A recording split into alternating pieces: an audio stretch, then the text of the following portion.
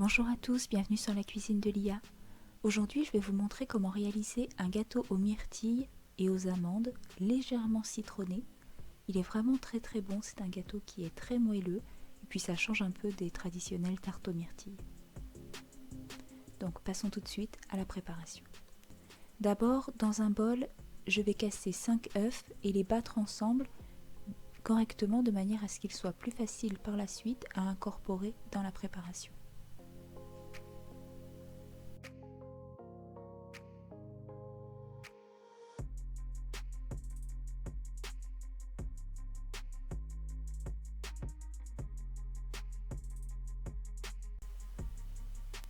Ensuite, dans un saladier, je vais mettre 110 g de farine.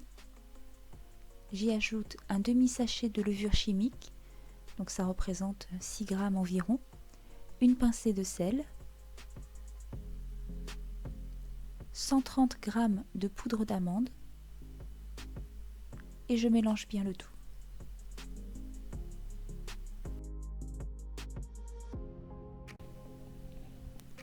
Dans le bol de mon robot muni de la feuille, je vais crémer 180 g de beurre mou à vitesse rapide. Alors moi je le fais au robot parce que j'ai un souci au poignet qui m'empêche de battre le beurre correctement, mais vous pouvez tout à fait le faire avec un fouet ou une spatule. Ça demande un petit peu d'énergie et un peu plus de temps à la main qu'au robot, mais c'est tout à fait faisable. Une fois que le beurre est bien crémé, je vais y ajouter 180 g de sucre.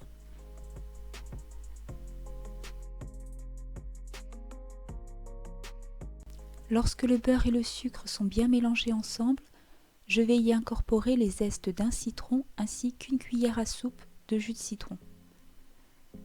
Puis une cuillère à café bien remplie d'arômes liquides de vanille.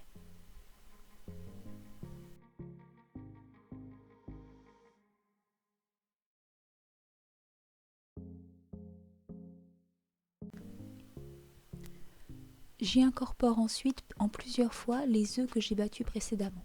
Donc j'y vais petit à petit, j'attends que les œufs soient parfaitement incorporés au mélange de beurre et de sucre avant d'en ajouter encore.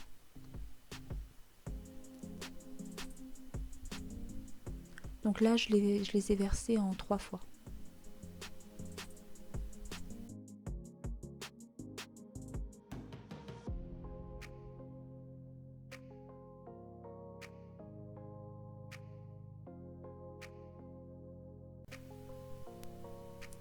Je procède ensuite de la même façon avec le mélange de poudre d'amande et de farine que j'avais préparé avant.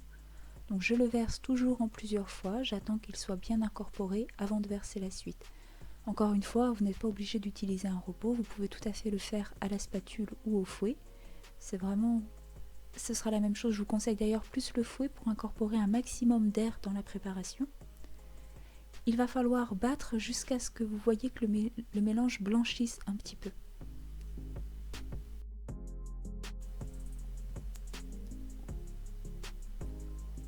Maintenant que ma pâte est prête, je vais en verser la moitié dans un moule à charnière que j'ai beurré et fariné.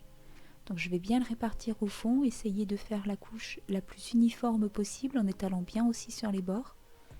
Je vous conseille d'utiliser un moule à charnière si vous en avez un, ça permettra d'avoir un meilleur démoulage et de ne pas abîmer le dessus du gâteau. Si vous n'en avez pas, ce n'est pas grave. Une fois que ma pâte est étalée, je vais y répartir des myrtilles.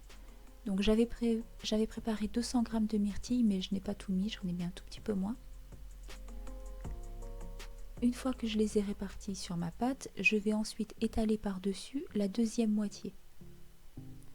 Donc essayez d'avoir une couche uniforme, de bien l'étaler sur les bords, que les myrtilles restent sous la seconde couche.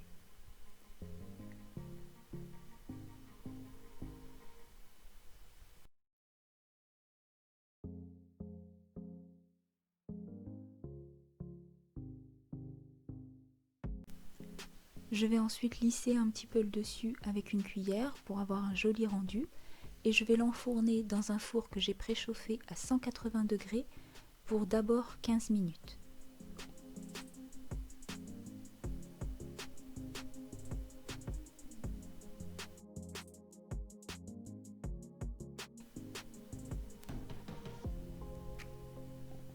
Après ces premières 15 minutes de pré-cuisson du gâteau, je viens ajouter par-dessus le reste de myrtille, 40 g environ, et une trentaine de grammes d'amandes effilées.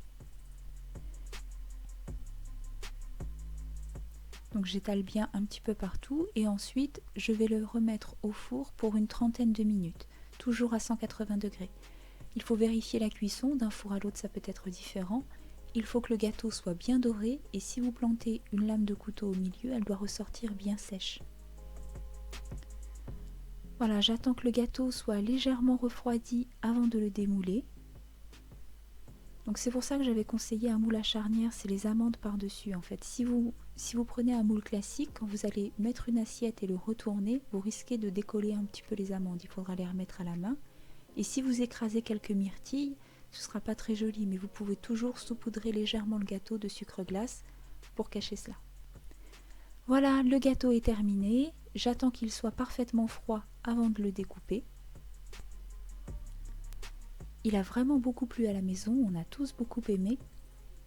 Les myrtilles qui sont dans le gâteau ont légèrement fondu, se sont parfaitement mélangées à la pâte et sont donc assez douces, alors que celles qui sont sur le dessus sont un peu caramélisées, ce qui leur donne une saveur différente. C'est vraiment très bon. Là, je vous coupe une grosse part pour vous montrer, mais ce gâteau est très rassasiant, vous pouvez facilement faire une dizaine de parts dedans. Voilà, j'espère que cette recette vous aura plu. Si vous la reproduisez, dites-moi en commentaire ce que vous en avez pensé.